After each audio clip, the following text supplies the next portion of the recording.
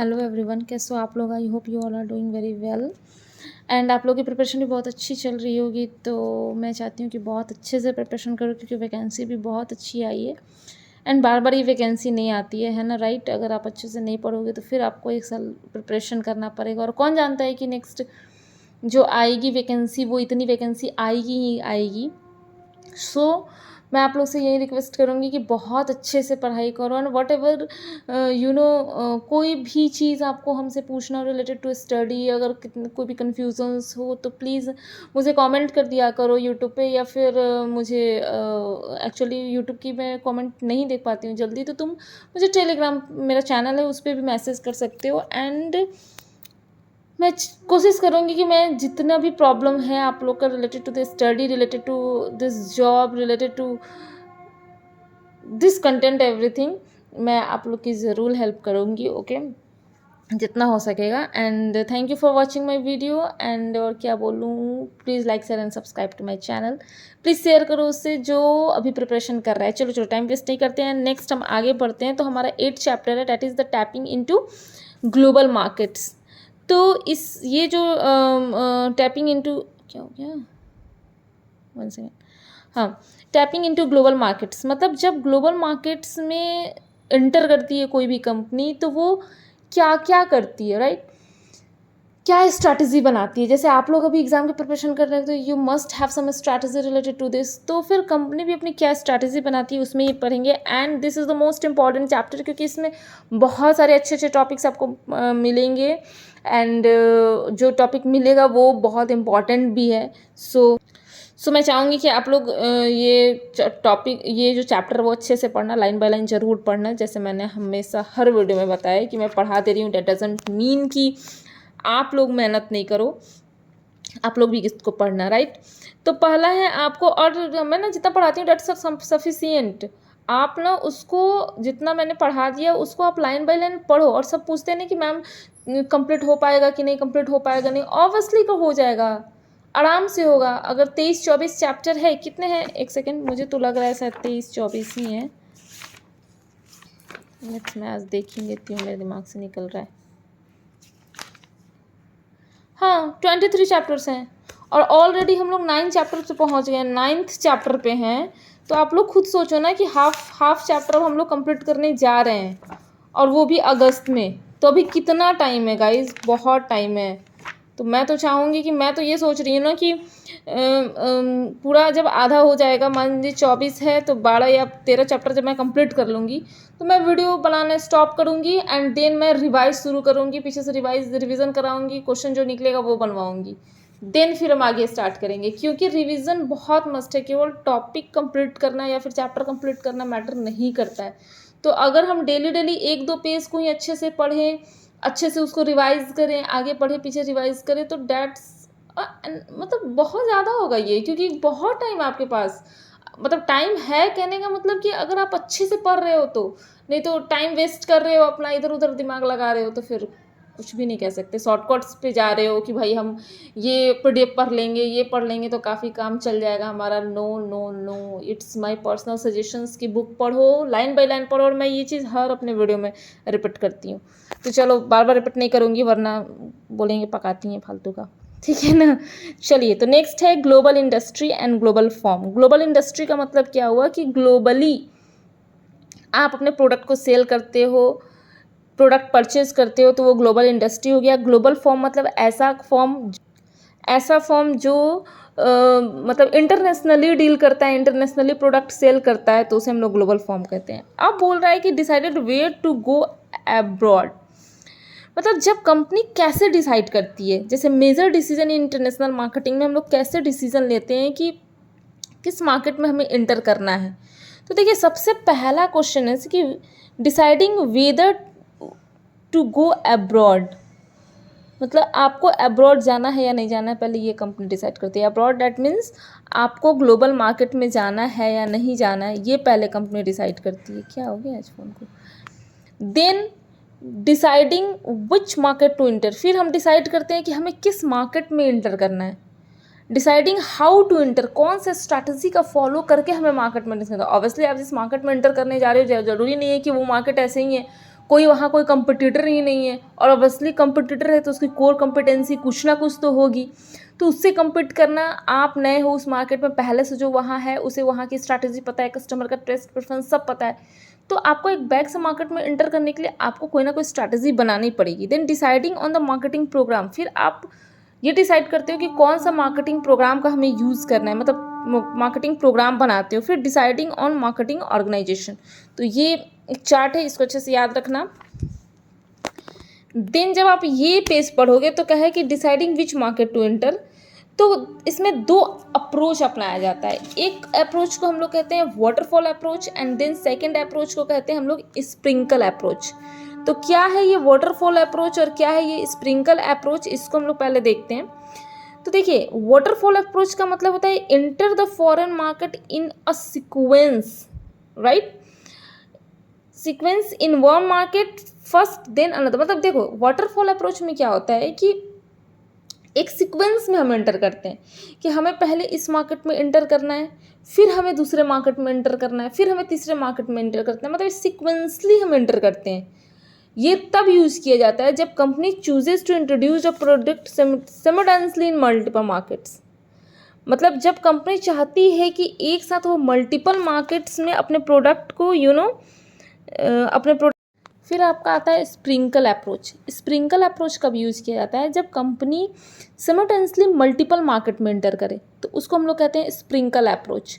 ठीक है, यहाँ जब इस तरह के अप्रोच कंपनी अपनाती है ना, तो इसमें आपको वास्ट रिसोर्सेज और प्रोडक्शन कैपेसिटी की ज़रूरत होती है। ऑब्वियसली जब आप एक बार में बहुत सारे मार्केट में एंटर कर रहे हो तो आपको कैपिटल भी ज़्यादा चाहिए होता है, एंड आपकी प्रोडक्शन कैपेसिटी भी अच्छी होनी चाहिए, तभी तो आप बहुत सारे मार्केट को टैकल कर पाओगे, राइट।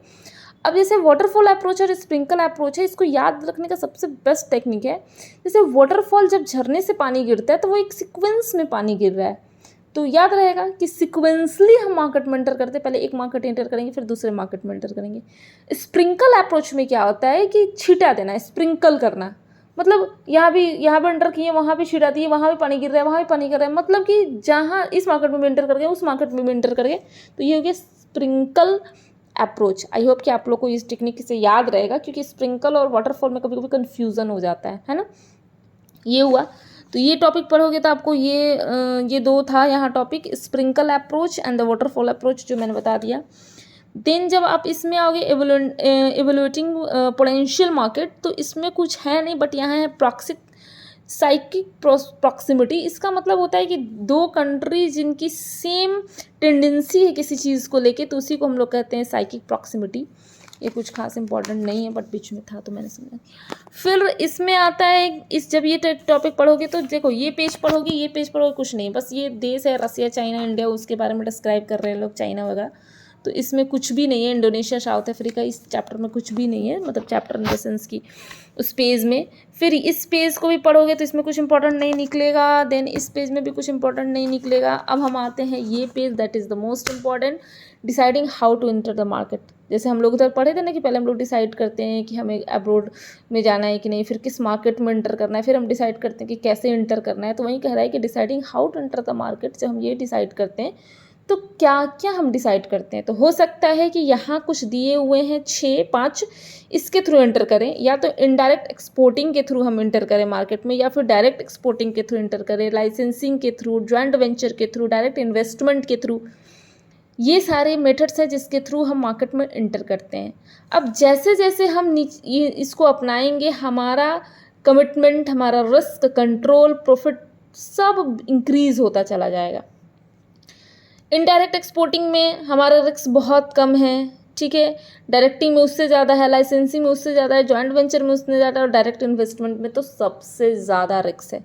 तो जैसे जैसे हम ये सब अपनाते जाएंगे वैसे वैसे हमारा रिस्क, हमारा कमिटमेंट, हमारा कंट्रोल, हमारा प्रॉफिट पोटेंशियल सब चीज़ बढ़ता चला जाएगा, है ना।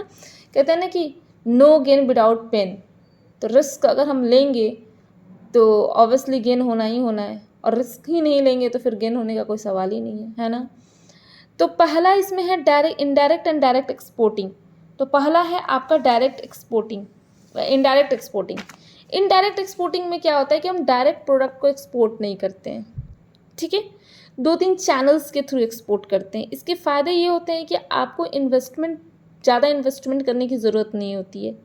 कोई भी एक्सपोर्ट डिपार्टमेंट आपको खोलने की ज़रूरत नहीं होती, क्योंकि आप डायरेक्ट एक्सपोर्ट नहीं कर रहे हो, और रिस्क भी होता है वो लेस होता है। डायरेक्ट एक्सपोर्टिंग का मतलब आपको पता है, जो इम्पोर्ट एक्सपोर्ट का जो बिजनेस होता है, तो हम डायरेक्ट एक्सपोर्टिंग के थ्रू, मतलब डायरेक्टली हमारी एक एक्सपोर्ट डिपार्टमेंट है, हम अपने प्रोडक्ट को डायरेक्ट वहाँ से एक्सपोर्ट कर रहे हैं। देन आपका आता है लाइसेंसिंग। तो आई होप कि लाइसेंसिंग, फ्रेंचाइजिंग, कॉन्ट्रैक्ट मैन्युफैक्चरिंग, ये सारे वर्ड्स आपने सुना होगा, बट मैं ना एग्ज़ाम पॉइंट ऑफ व्यू से आपको बताऊंगी कि क्या है मेनली लाइसेंसिंग, क्या है मेनली आपका कॉन्ट्रैक्ट मैन्युफैक्चरिंग और फ्रेंचाइजिंग क्या है। देखो, लाइसेंसिंग का मतलब होता है कि हमने अपना लाइसेंस किसी को दिया है और उसके लिए हम कुछ लॉयल्टी उससे या कुछ फ़ी आपसे हम आपसे चार्ज कर रहे हैं, उस लाइसेंस का आप हमारा यूज़ कर रहे हैं। ऑब्वियसली अगर आप हमारे ट्रेडमार्क का यूज़ करें तो हम तो आपसे कुछ ना कुछ तो चार्ज करेंगे ही करेंगे, तो उसी को हम लोग लाइसेंसिंग करते हैं। मतलब charges some fee to use patent trademark, हमारे पेटेंट और ट्रेडमार्क को यूज़ करने के लिए हम आपसे कुछ फ़ी या रॉयल्टी चार्ज करते हैं, ठीक है। Like company use the popular, example में है जैसे कि कोई कंपनी जो है वो यूज़ कर रही है पॉपुलर कैरेक्टर मिक्की माउस, जो कि बच्चों में बहुत फेमस है। मिक्की माउस के हर एक कैरेक्टर बच्चों में बहुत फेमस है। तो कंपनी क्या करेगी कि अगर बच्चों का कोई प्रोडक्ट बना रही है तो वो मिक्की माउस के किसी कैरेक्टर का फ़ोटो उस पर चिपका देगी। डैट्स वो आपका ट्रेडमार्क नहीं है, लेकिन हम आपने प्रोडक्ट पे उसका यूज़ कर रहे हैं, तो ऑब्वियसली बेचने के लिए, अपने प्रॉफिट के लिए, अपने प्रोडक्ट के प्रमोशंस के लिए, तो वो जो भी जिसका वो ट्रेडमार्क है, ऑब्वियसली वो अपना कुछ ना कुछ तो आप पे चार्ज करेगी। So that is the licensing, है ना, कि मैंने हमने प्रोडक्ट को यूज़ करने का अलाउंसेस किसी को दे रखा है एंड उसके लिए हम कुछ चार्ज कर रहे हैं। फिर होता है कॉन्ट्रैक्ट मैन्युफैक्चरिंग, जिसे वर्ड से ही पता चलता है कॉन्ट्रैक्ट मैन्युफैक्चरिंग, यानी मैन्युफैक्चरिंग करने का हमने कॉन्ट्रैक्ट लिया है, यानी कि हम लोकल मैन्युफैक्चरर को हायर करते हैं प्रोडक्ट को मैन्युफैक्चर करने के लिए। इसका एग्जांपल है फार्मास्यूटिकल इंडस्ट्रीज जो होती है, ड्रग्स वगैरह बनाने के लिए लोकल मैन्युफैक्चरर को क्या करती हैं, हायर करती हैं, उनसे प्रोडक्ट बनवाती है, तो इसे हम लोग कहते हैं कॉन्ट्रैक्ट मैन्युफैक्चरिंग। देन आता है फ्रेंचाइजिंग।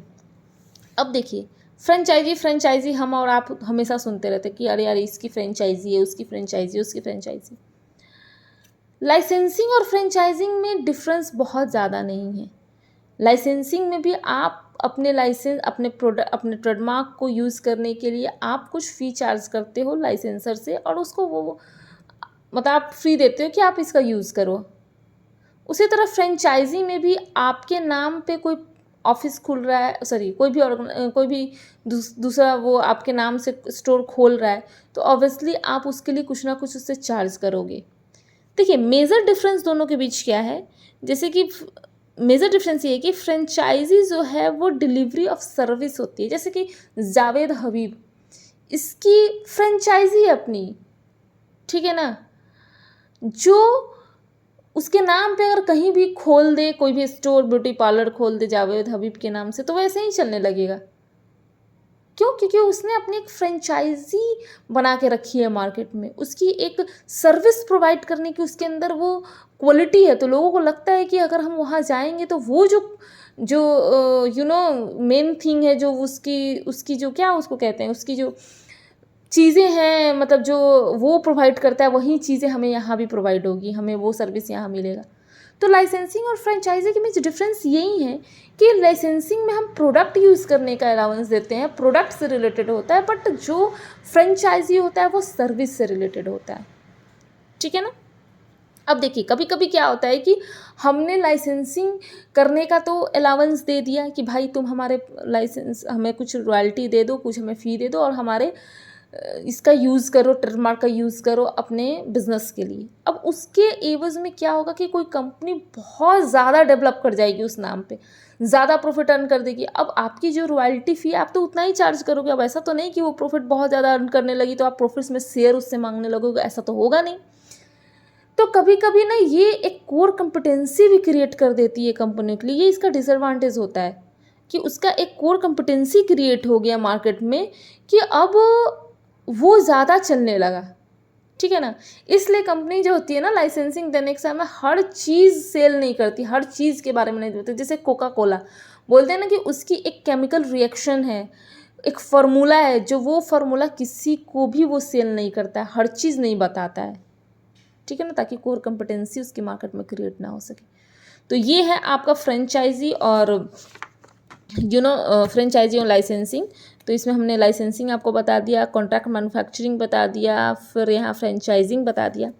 देन आपका आता है जॉइंट वेंचर। जॉइंट वेंचर का मतलब क्या होता है, वर्ड से ही पता क्या है। जॉइंट वेंचर मतलब दो वेंचर्स जो हैं, जो एंटरप्रेन्योर या दो कंपनी आके ज्वाइंट हो जाते हैं। क्यों ज्वाइंट होते हैं? टू रिड्यूस द रिस्क को रिड्यूस करने के लिए, मार्केट के उसको गेन करने के लिए कि हाँ हम दोनों हाथ मिला लेंगे तो ऑब्वियसली आधा से ज़्यादा मार्केट शेयर हमारा होगा, तो उसे ही जॉइंट वेंचर कहते हैं। खैर जॉइंट वेंचर मैं कल अच्छे से एक्सप्लेन करूँगी, आज इतना ही रख देते हैं। कल जॉइंट वेंचर, डायरेक्ट इन्वेस्टमेंट और एक्विजिशन को हम लोग कल डील करेंगे, राइट। तो आज इतना ही रहने देते हैं। आई थिंक 2-3 दिन लगेंगे, 1 2 3 वीडियो और लगेंगे इस चैप्टर में, और ये चैप्टर काफ़ी इंपॉर्टेंट भी है। तो मैं बहुत भगा भगा के इसकी वीडियो नहीं बनाऊंगी, स्लो आराम से बनाऊंगी। And thank you so much guys for watching my video. Do like share and subscribe to my channel, please subscribe करो प्लीज़, एंड शेयर ज़रूर करो। अगर तुम्हारी कोई फ्रेंड जो इसका प्रिपरेशन कर रहे हैं, किसी आप ग्रुप में हो तो प्लीज़ इसको शेयर करो। And thank you so much guys, please comment करके बताना वीडियो कैसी लगी, and thank you so much, bye bye.